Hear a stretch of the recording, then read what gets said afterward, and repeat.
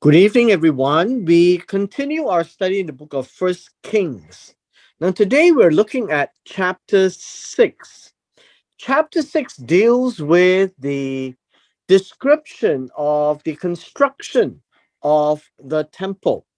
We had spent some time looking at how David was preparing it and preparing the materials for the temple and passing down the construction plans, if you might want to put it that way, the imagery and the patterns of how God's house is supposed to be made.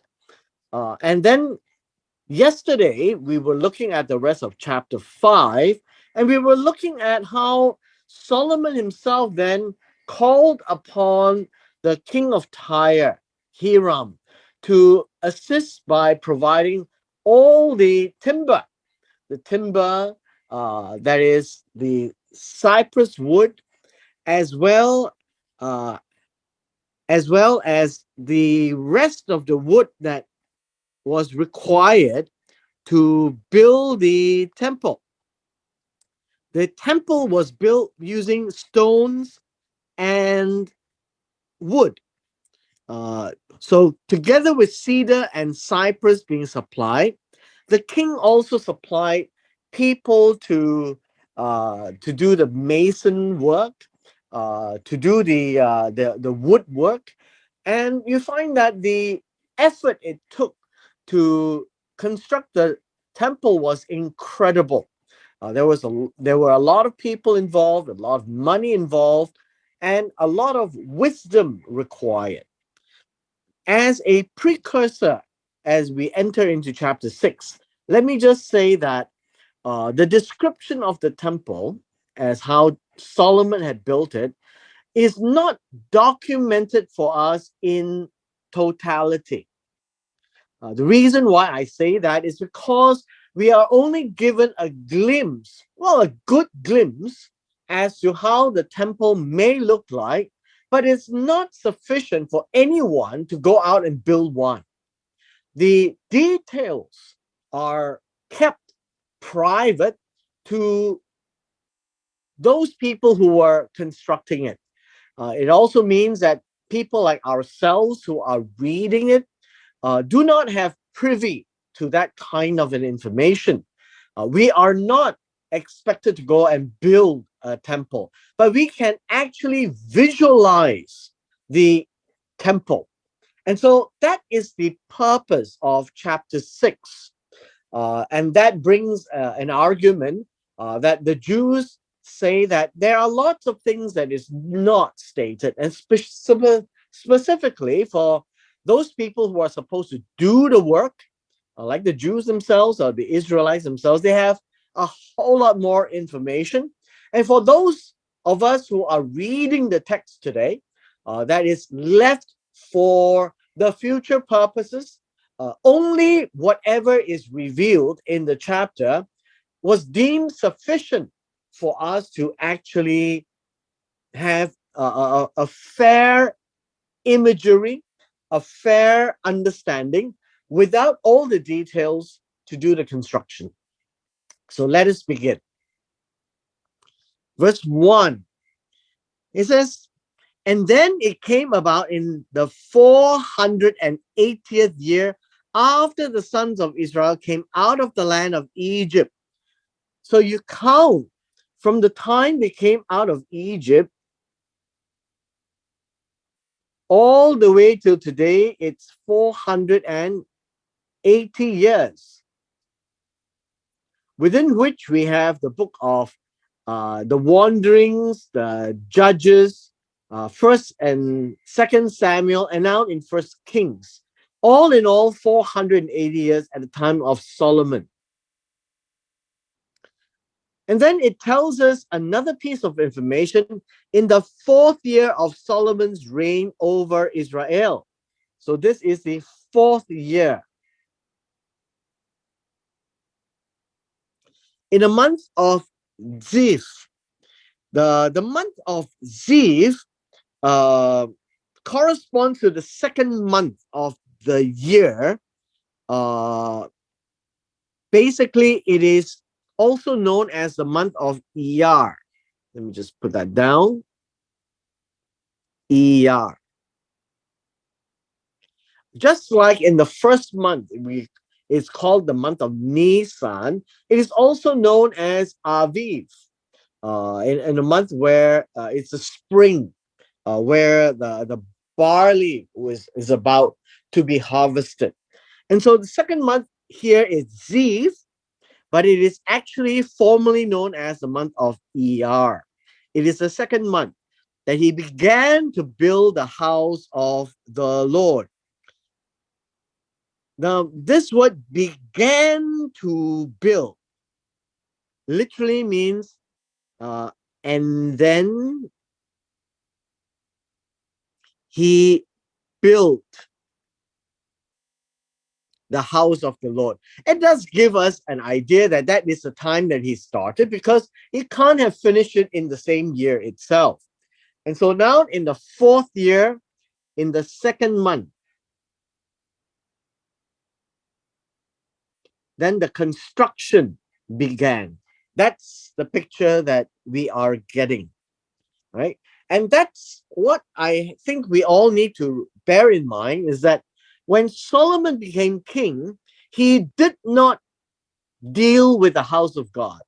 He dealt with the matters pertaining to David. He had to deal with Adonijah.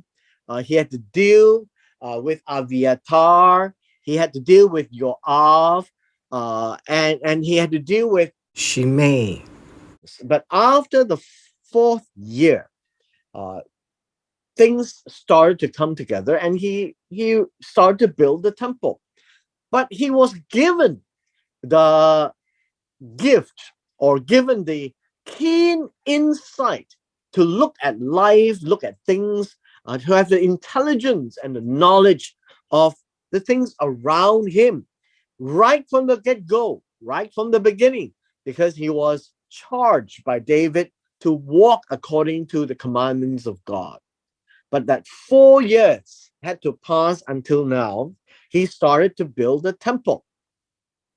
As we begin to read about the temple construction, I would like to attempt to draw on the side so that we can attempt to visualize the plans of the temple.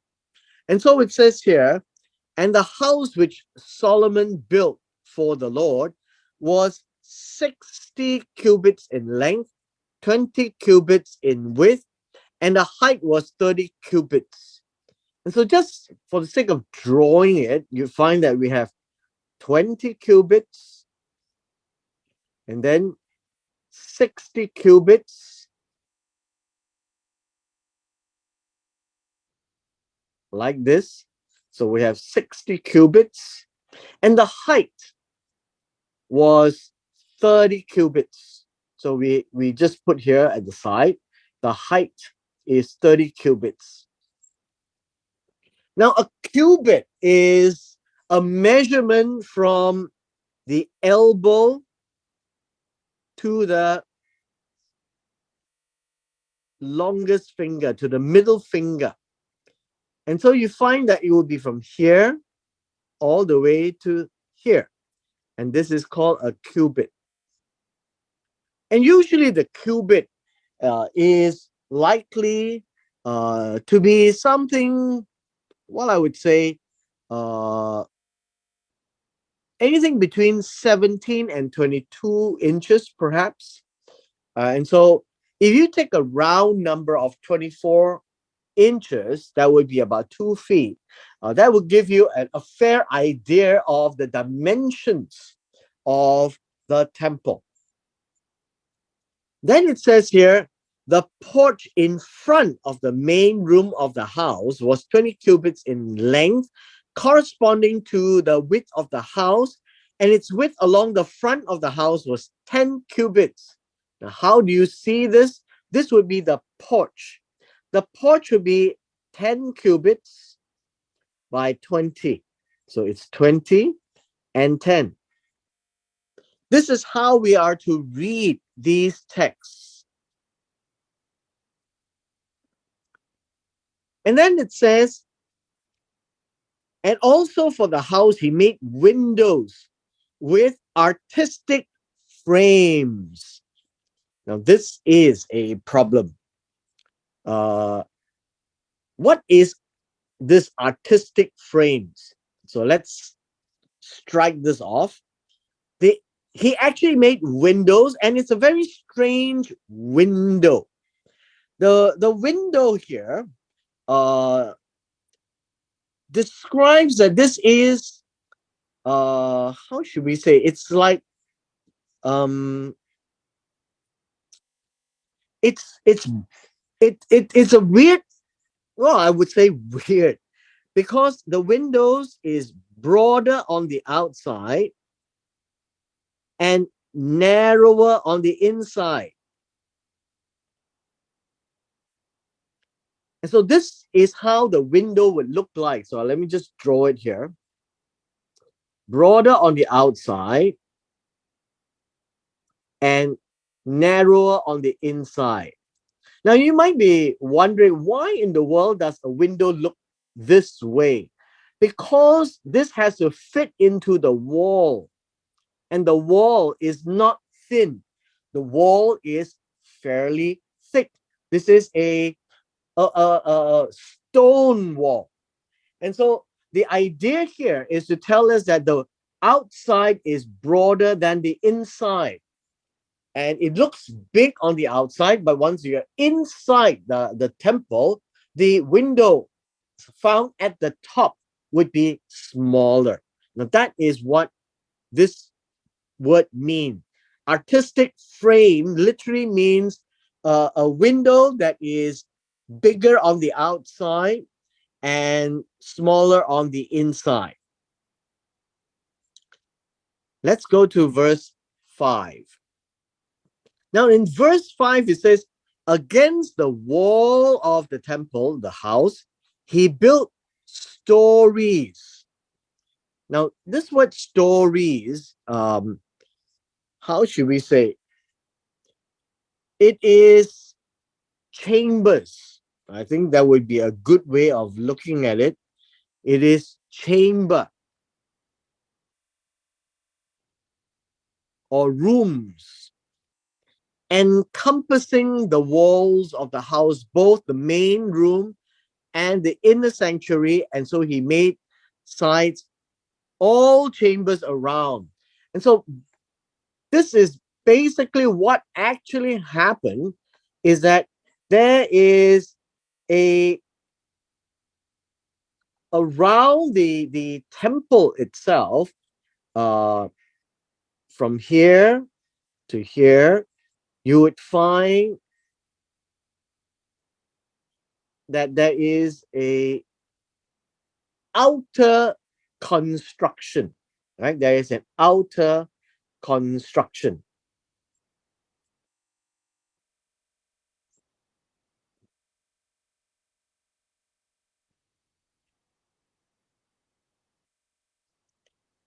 Now, the outer construction is to house chambers, and the chambers is in 3 levels.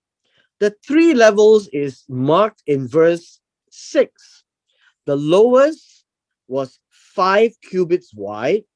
The middle was 6 cubits wide. The third was 7 cubits wide. For on the outside, he made offsets in the wall of the house all around, so that the beams would not be inserted into the walls of the house. Now, let me now draw you how it actually would look like for this construction of the walls of the house. Now, this would be the compartments, the chambers around. And so you'll find that it would be, let's say, it would be the wall, the wall of the temple would be 30 cubits. And we read in I think in verse 10. In verse 10, the height is 5 cubits. And so if this was the wall, 30 cubits, then verse 6 is basically telling us that there is nothing that will have to go into the wall of the main temple wall. The main temple wall is made up of stones. Okay, let me just draw the stones here. And it's a thick wall. And what is going to happen is there is a what we call offsets. And so now we have offset like this. And then this would be the height here is 15 cubits. And here would be every floor 5 cubits. This is also 5 cubits. And you have the stones. And the stones, once it reaches 5 cubits, you find that this would be 6 cubits.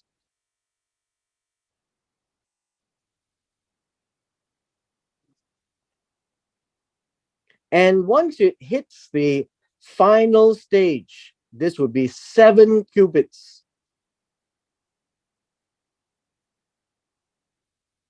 And then we have a ceiling. And so that's the whole idea of how verse 6 is describing that none of these beams that is set, right? None of these beams that is set will go into the wall of the temple. And so these are the offsets. Verse 7. The house, while it was being built, was built of stone finished at the quarry. Neither hammer nor axe or any iron tool was heard in the house while it was being built. What does this mean is that all these stones are not chiseled on site, but was chiseled and shaped at the point of origin. That's what verse 7 is all about. So that there is no noise really made at that place where the temple was built. It was a very quiet affair. The noise was actually made at the quarry. Our next verse, verse 8. The doorway for the lower side chamber was on the right side of the house, and they would go up by a winding staircase to the middle, and from the middle to the third. Now, what does that mean is this. There is a door here. This is the right side.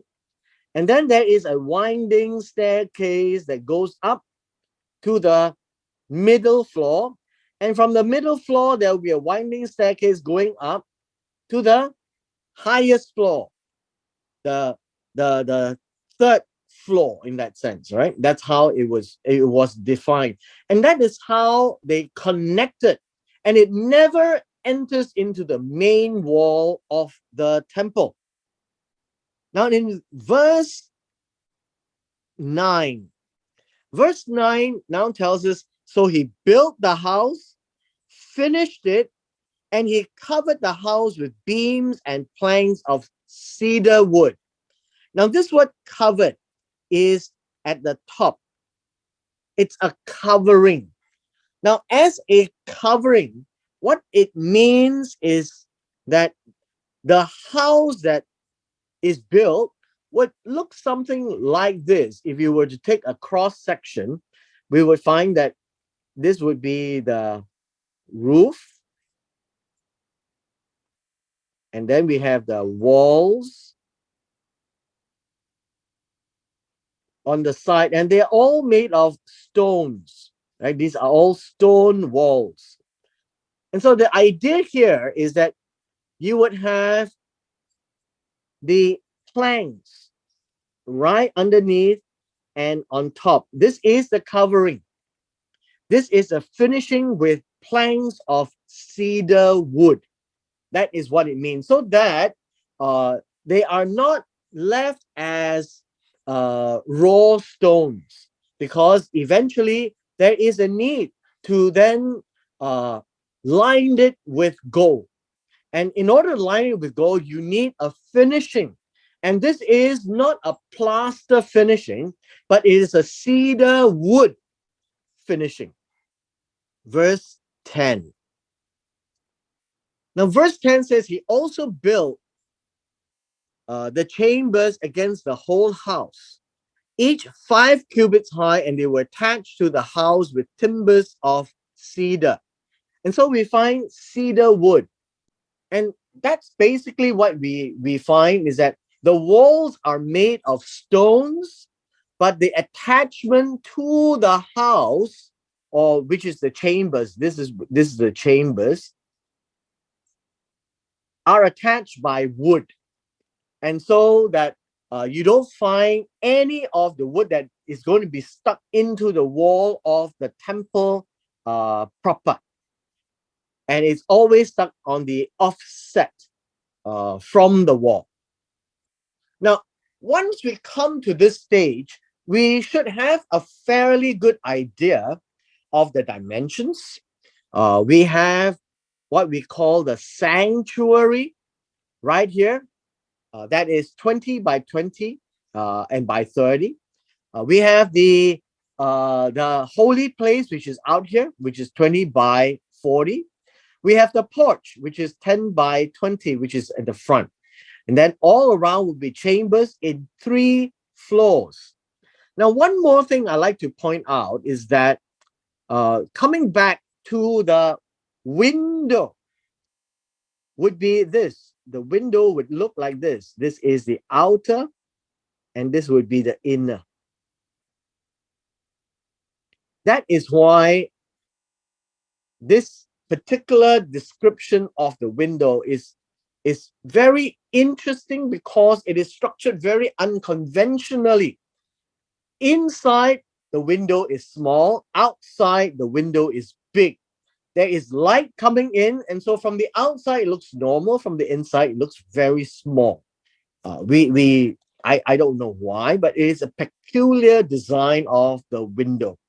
And the window is not one piece. The window is a big piece because it has to span the thickness of the wall, which is right here. Right? Now we come to verse 11. Verse 11 is what we call a little sidebar or a little interjection. Perhaps you could see verse 11, 12, and 13. Now it is a reminder. It is not really how should I, it's not in a sequential way of looking at it. It is sometime in the construction. So chapter 6 is not one day. Chapter 6 is 7 years. And in the middle of that 7 years, as they were constructing, the word of the Lord came to Solomon. Now, the word of the Lord came to Solomon. It can be directly to Solomon in appearance of a vision, in appearance of speech that he could hear from God. We don't know exactly what, but we do know that there is an issue that God wants to deal with Solomon. It is from the 4th year onwards, between the 4th and the 11th year. So within that 7 years of construction of the temple, this conversation happened. Now, I want to spend a little bit of time on this because this is important.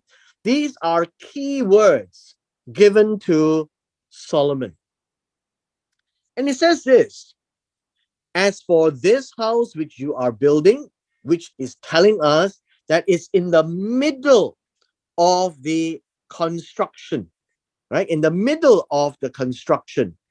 So it's regarding this house which you are building. And so let us take a look at a couple of things. This house is the house of God, right? House of God. And we have always said God's house, God's rules. And so he is in the middle of building it, right? In the middle of building it. So it's still under construction. God came to remind Solomon. And he says this, if, this is a big word, this is a condition. Condition. If you will walk in my statutes and execute my ordinances and keep all my commandments by walking in them. And so it appears that there seems to be like three parts to it, right? Walk in my statutes, execute my ordinances, keep all my commandments. And this would be an A, a B, and a C. These are all the same idea.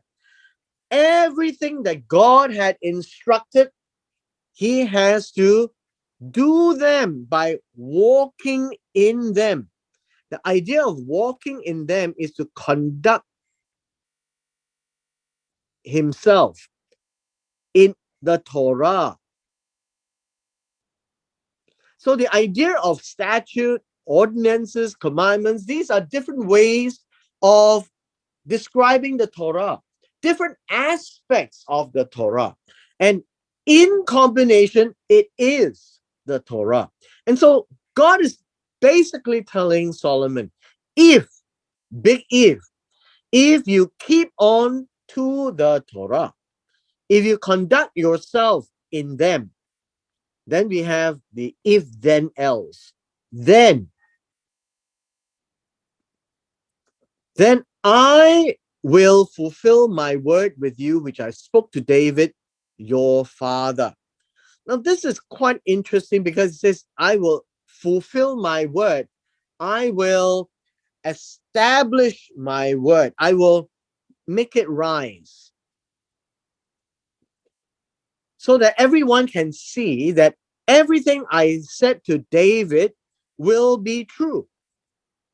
And that would be to maintain the dynasty of David, that the son of Solomon will also continue on as king. There is a condition for all this to happen. The temple of God has a purpose. The temple of God's purpose is this: I will dwell.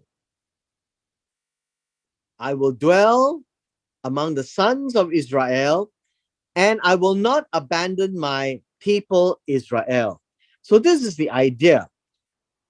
This is an A and this is a B.